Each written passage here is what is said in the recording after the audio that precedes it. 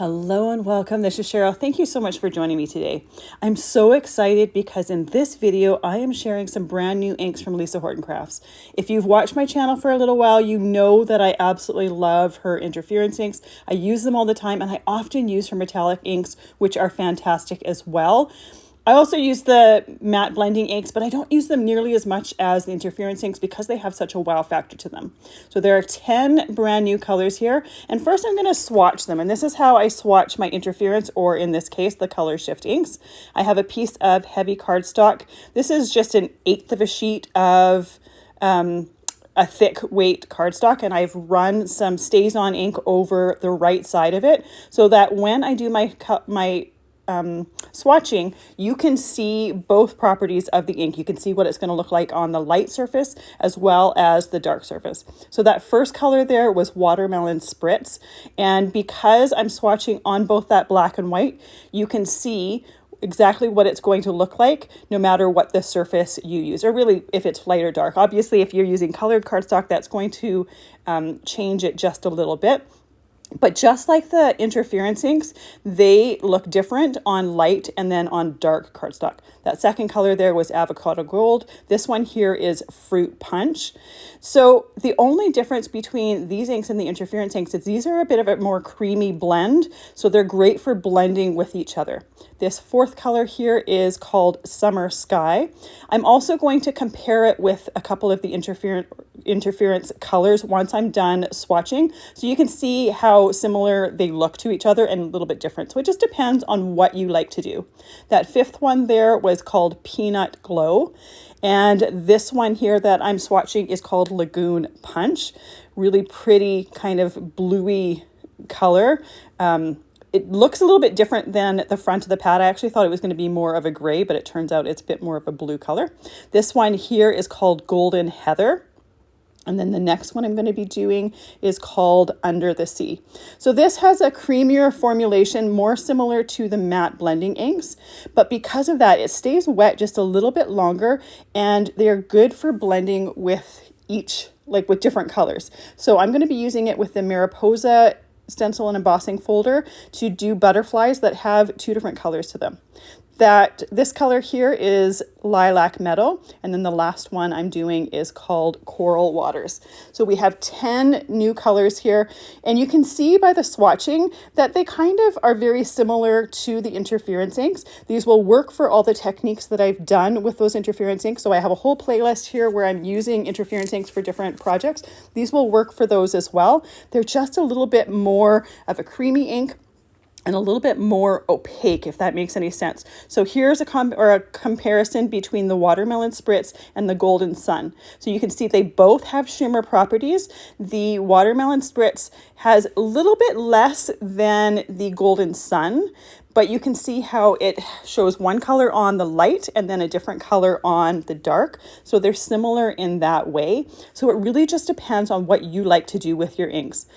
This here is Avocado Gold compared with Summer Garden. This would be also a good one to compare with the Summer Sky one, which is the one that has the bright green right beside that Avocado Gold. I'm not sure why I didn't really compare it when I was filming. The next one I'm going to compare is the Golden Heather with Crushed Velvet. So as I've said before, I love interference inks. I use them all the time. They have such a great wow factor to them. But one of the things that I haven't done with them is combine a couple colors and blend a couple colors together, because they just don't really work for that. They dry really quickly, and you'll see when I compare the two, be side by side, that they don't blend the same. So that's one thing that I haven't really done with them, and it's one thing that I've wished I could do with them, and this answers that, or this solves that problem for me. So with my swatches here, what I like to do on the back, I just write the color of the ink so that when I'm creating a project and I'm looking for colors, if my mind goes blank for a moment and I don't remember what that color is, it's just written on the back. Then I take my Crop-A-Dile and I punch through all of my tags, put a little hole in it and put it on a ring. And I just keep those with my my inks so that if I'm looking for an ink real quick, it's really easy to swap through. It's really easy to grab a couple that I think are going to look good together. So here I'm going to compare 2 of the interference ink pads with 2 of the matte blending ink pads. So these interference pads that I'm using are Summer Garden and Sapphire Gold, and I'm blending them or comparing them to Summer Sky and Under the Sea. So you can see when I do the interference inks, I'm working in a circular motion, so they kind of make a circular pattern to them, but you can see that they dry really, really quickly. So when I'm trying to blend them together, they're not really blending together too much because the ink is already dry pretty much on my brush. When you look at the pads for the color shift ink, you can see that the ink looks different on that pad than it does on the interference pad. And both of them are foam pads, so they're not different pads to look different. So you can see that the color shift one looks more matte. So first I've put down that Summer Sky, and now we're putting down Under the Sea. And you can see as I'm moving, those inks are still blending with each other. So those inks are still wet on my brush.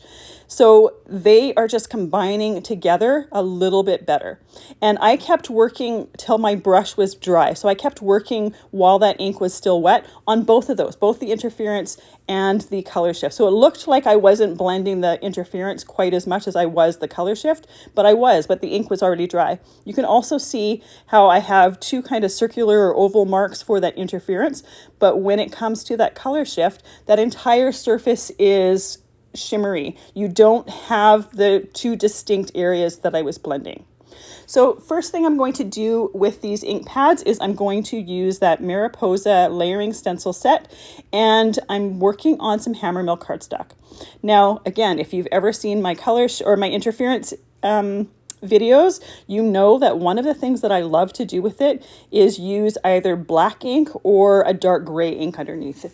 If we're going to have pads that have an interference property to them and are going to show up differently on light or dark cardstock, why not play with it when you're doing your ink blending? So for this video, I chose to do the Hickory Smoke Distress ink. It's just not quite as dramatic as the black. Either one will work here. And I'm just using the more detailed layer of the stencil for each of the butterflies with that hickory smoke. And then I'm using the layer that has the full outline of the butterflies, and I'm doing that with the color shiftings. So these first butterflies here, I'm using that same Summer Sky and the Under the Sea. These are the same colors that I'd used for comparing with the interference inks. First, I'm going to do the Summer Sky on the inside of the butterflies, and then I'm doing the Under the Sea on the outer part of the wings. I got ink blending brushes for these that are a little bit smaller than I have for my interference inks, mainly because I knew I wanted to be using these for combining the colors together. So by using smaller brushes, I can do that with a little bit more control. If I were to want to do an entire background, I could still do that with these little brushes. They're just going to take a little bit longer. But chances are, if I'm going to want to do an entire background, I'm going to want to use my interference inks because I'm not going to be blending different colors together. And I do, for my second card, I do a whole background where I do a little bit of blending, but they're larger areas. And these ink blending brushes still work really well for that. So they're not too small for that. I just wanted to not necessarily have a couple brushes per color. I wanted to be able to color in or ink blend with a couple different colors in one area and not and have control over it. So for my second layer here, once again, I'm doing the more detailed layer of the butterflies with that hickory smoke ink. And you could even do, say, one set of butterflies with the hickory smoke and one with black if you wanted a certain color to be a little bit more dramatic. I wanted the colors to be showing here. I wanted the colors to be the focal point, not necessarily the black or the gray underneath them. So I chose something a little bit more subtle. This color here is Fruit Punch, and I'm doing the inside part of the butterfly wings. Now, really, I could be doing the outer area on some of them and the inner area on others if I wanted to. I just opted not to. Now, here I didn't clean off that Fruit Punch before starting with that Golden Heather. So you'll see when I'm putting my brush into the ink pad, I do get a tiny little bit of that Fruit Punch on my Golden Heather pad. What I do for the next time I'm using 2 colors like this, I will be using just a microfiber cloth to clean off my mat or my stencil, just like I'm doing right here, just to try to not contaminate them as much. I didn't have that issue with the summer sky and the under the sea, because the under the sea is so much darker than that summer sky. So just something to keep note of if you want to keep your pads pristine. A microfiber cloth works really, really well for just cleaning off the excess ink that are on your stencils. For my next layer here, once again, I'm going in with that hickory smoke for the detailed layer of my stencils. Then I'm going to be using some coral waters and watermelon spritz. And these are somewhat similar colors to each other. Watermelon spritz is just a little bit darker than the coral waters. They're both kind of a corally color. So I just really liked the look of the lighter color here on the outside of the wings, and then the darker color towards the inside of the wings. Now, if you're wondering how to clean these stencils off with these interference or color shift inks, just go rinse them underwater. You don't need any special cleaner. They're all water reactive, so you don't need anything special to clean them off. I always just go to my sink and just run them under some warm water, and they wash right off the stencils. I don't have to use any specific cleaner or anything, which is fantastic. So I happen to have a brush per color when it comes to my interference inks, as well as my color shift inks, as well as my metallic inks. And I use a label maker to label them. It just makes it much easier. You could, if you wanted, clean off your brushes after your project and use them for a different project. However, I would still keep your interference brushes just for interference inks, your metallic brushes just for metallic inks, and your color shift brushes just for color shift inks. Just because there may be a tiny little bit of residue of inks on the bottom of your brush that didn't quite get rinsed out, and we don't want to contaminate our pads. Anytime you're using ink pads, you only want to use dye brushes with dye ink pads. And for dye inks, it doesn't really matter what brand it is, but you only want to use dye with dye.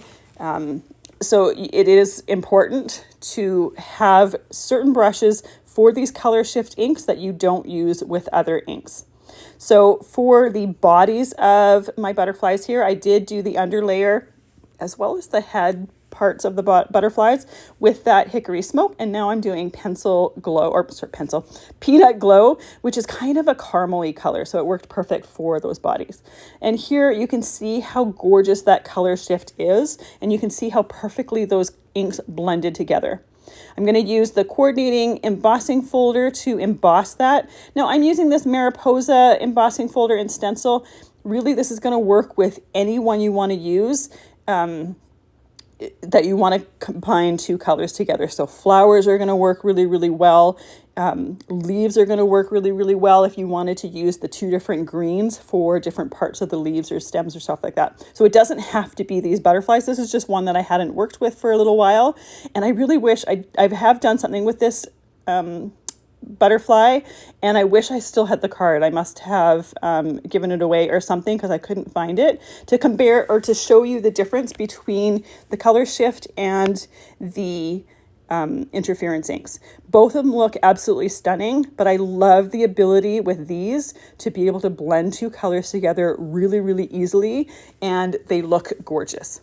So once that butterfly was embossed, I trimmed that down to 4 inches by 5 1/4 inches. I have another piece of hammer mill cardstock here that I trimmed down to 4 1/8 by 5 3/8, and I'm just using that hickory smoke just to put a little bit of a border around it. You can see that I don't work really, really carefully to make sure that it's completely evenly colored. If I'm going to do ink blending, personally, and this is just a personal opinion, I prefer when there's some areas that are lighter, some areas that are darker. It just looks a little bit more visually interesting to me, as well as the fact that this mat on here is so narrow, so thin, that you're really not going to see a lot of color variation. Another option is just to use some gray cardstock. That would work as well. Often when I'm using color shift or interference inks, I use one of the interference or color shift pads to do my mat around it. I didn't for that first card simply because I just wanted that gray. I wanted to tie in some of the areas of the gray. I wanted something really, really simple. And because I already have that ink pad out, it's much easier to just blend around a piece of cardstock than go and try to find a suitable gray that's going to color match perfectly. For my sentiment for this card, I am using the Best Wishes and Thanks Extra Large die set. I love this one and use it a lot because it does have a shadow to it. So I ink blended the shadow with that hickory smoke pad, and then I used the Summer Sky and Under the Sea for my sentiment. So I wanted to keep my sentiment so simple, but combining or coordinating, with my butterflies. And I chose those two colors because for my background here, those two color butterflies, or that combination for the butterflies, kind of is around the outside edge. So when I go to put it on here, it kind of coordinates or ties those in. So there's the first card that I've used the color shift inks. The only thing that I add here is just a few dots of stickles on the ends of the antenna. It's just going to add a little bit of sparkle to it. I'm going to set that aside to dry, and you can see it at the end of the video once that's completely dried. It doesn't really add a lot to it. You could even do more stickles if you wanted to add a lot more sparkle, but I really wanted the focus to be those color shift inks. Now, because there are 10 different colors for these color shift pads, and I've already used 7 with the first card, I am using the other 3 with this second card. I wanted to make sure that I used every single pad to do that blending for this video. So for this second card, I'm going to be using the 3 colors that I haven't used yet, which are Avocado Gold, Lagoon Punch, and Lilac Meadow.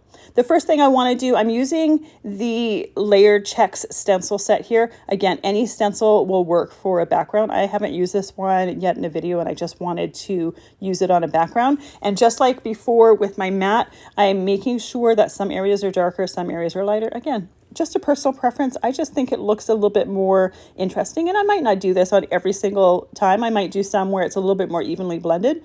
But for something like this, I just thought it would look a little bit more interesting. Now, one thing that I do, I'm working on my sticky mat here, and it definitely needs to be cleaned because you'll see when I work on some of the die cuts, they do move around a little bit because it's a little bit less sticky than it should be. And when I do that, I just use warm water with a little tiny bit of dish soap to wash off anything that might be stuck to it. The other thing that I like to do, especially for these stencils, is I use a bit of painter's tape on the top left corner and the bottom right corner. Just give myself reference marks, makes it really, really easy to line up all of the different layers. I did that with the butterflies, and I'm doing it with this, and I reuse those pieces of painter's tape until they don't stick anymore. If you happen to have the Ultimate, which works with this tacky mat, those little, that little tab on the left-hand side with those holes in it, work with that, and you don't need to do the painter's tape. It will completely line it up for you. I don't happen to have that tool. This works for me, and this is something I always have painter's tape here that I regularly use when I'm creating, and it just works perfectly. It makes it a lot easier to line up those different areas. So the first color I used on the top of the card there was the Avocado Gold. The color in the middle is that Lagoon Punch, and then at the bottom is the Lilac Meadow. So you can see again how beautifully they combine together. I chose to do the Avocado Gold at the top because I'm going to use some floral die cuts, and it's going to end up being those leaves and stems are going to be at the bottom. So I wanted to choose colors on my background that weren't necessarily going to be colors from the die cuts. I wanted to make sure that you could be able to see those die cuts clearly off of that background, but I wanted my die cuts as well as my background to combine together really nicely. So for my die cuts, I'm using the Layered Anemone set. This is another one that I've used fairly often. It came out about a year ago. This is a collaboration between Lisa Horton Crafts and Spellbinders. It's a beautiful set that has some gorgeous florals together that layer together. They're really, really easy to put together, but because they layer together, they give a little bit of extra dimension to them. To give a bit of variety to my die cuts, and I've only die cut them out of white cardstock to make it nice and easy, I'm using a little bit of that Hickory Smoke Distress ink to add a little bit of detail to the leaves, to the stems. I did it to one of the flowers, but then I changed my mind and decided not to do it for the others. So you'll see one flower that has that hickory smoke beneath it, and the other two don't, so I can blend together two colors for those florals. For the leaves, I'm using that Avocado Gold. And for my florals, I'm going to be using the Lagoon, and the Lilac Meadow to create some unique anemones. So I'm going to use the Lilac Meadow in the center, and I'm just using the same ink blending brushes that I used for my first card. I have all the same ones for each one of these. You can't actually see the label because it's on the handle where I hold it. But once again, each one of them is labeled. So I have one per color. This is just what works for me. I know not everyone is able to do that. So again, if you're not able to do that, maybe just label it with interference or color shift or whatnot so that you know which types of inks you're using those brushes for. Now, before I go and put on the Lagoon punch, I did move each one of those die cuts and just clean off my sticky mat just to make sure I wasn't going to be picking up any other ink on there, just to keep it as pristine as possible. And here's where my die cuts are moving around just a tiny little bit.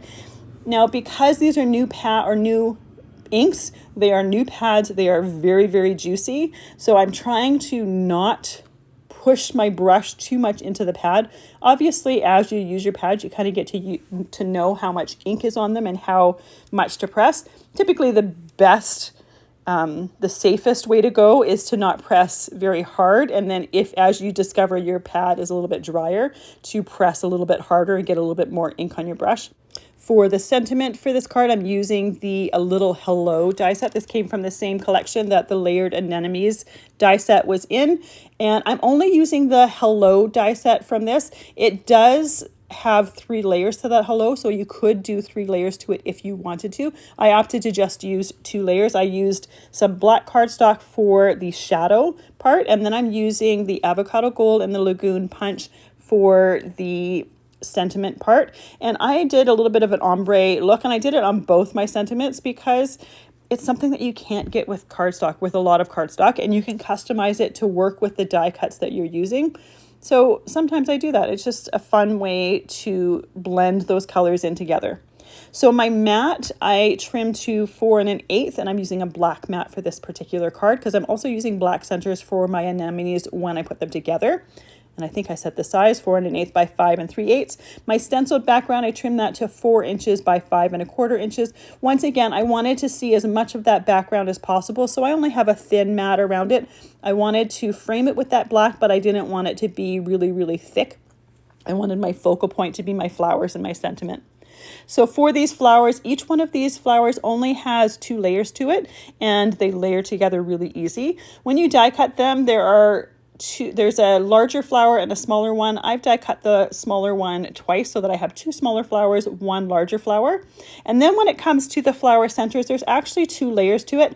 For this particular card, I opted to just use 1 layer. I didn't add the second layer to the florals because the focal point is those color shift inks and the die cuts and the stenciled background. I really didn't think you're going to see that second layer. I thought it was going to be a part that was going to be missed. I also plan on doing something in the center on top of that black cardstock, so I just opted to leave it off, but it's an easy enough thing. It die cuts the same time as the other centers of the flowers. They all die cut at the same time, so it's an easy thing. If you wanted to add that layer to it, just use the glue and glue it on. I'm using some Barely Art glue in a fine line bottle because it works perfectly for both my backgrounds and my cards, for gluing and assembling my cards together, as well as die cuts. And you can use it for the tiniest of die cuts, as well as the fact that when you're using liquid glue, it gives you a little bit of wiggle room. So I realized when I had glued my flowers down, they're kind of tilting to the left, made it really, really easy to just correct that and shift that right side flower a little bit more to the right to make it a little bit more center. And then the last thing I do with my die cuts here is I'll put the leaves in. Typically we'll put them in some areas that need filling in, or that would look like where a natural leaf would go with those flowers. So even though I use the same inks for ink blending my stenciled background as well as my die cuts, because I have different colors of those inks behind the different areas that I'm doing. So I have the blue outside my flowers, and that's on top of the green inks. And then on the bottom where I have my leaves, those are on top of the blue and the purple inks.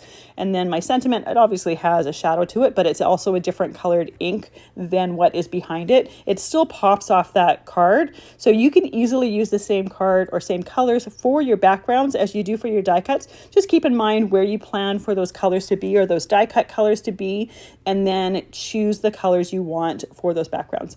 Then we have that first card there with not only the stenciling but also the embossing, and I absolutely love the combination of the inks and how easily and smoothly they ink blended. So these are perfect inks both for stenciling, both for die cuts. There's a great many things that you can do with them, and I've used them with Lisa Horton Crafts products here, but you could also use them with other stencils and embossing folders as well as other die cuts, obviously. Thank you so much for joining me. I appreciate all the time that you spend with me. I hope you have a fantastic day.